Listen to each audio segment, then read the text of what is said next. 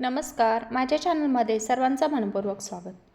आज आपण एक जबरदस्त अशी भन्नाट किचन टिप्स पाहणार आहोत. पहा, आपण दुकानातून जेव्हा नवीन भांडी आणतो तेव्हा त्यांना काही स्टिकर्स लावलेले असतात. तर आपण जर ते तसेच वापरायला घेतली तर त्याचे स्टिकर्स निघत नाहीत. तर आज अगदी सोप्या पद्धतीने ते नवीन स्टिकर्स कसे काढायचे ही ट्रिक आपण पाहणार आहोत. पहा, आता उदाहरणार्थ आपण काही भांडी आणतो, त्यावेळेस ती गॅसवर थोडीशी गरम करून घ्यायची.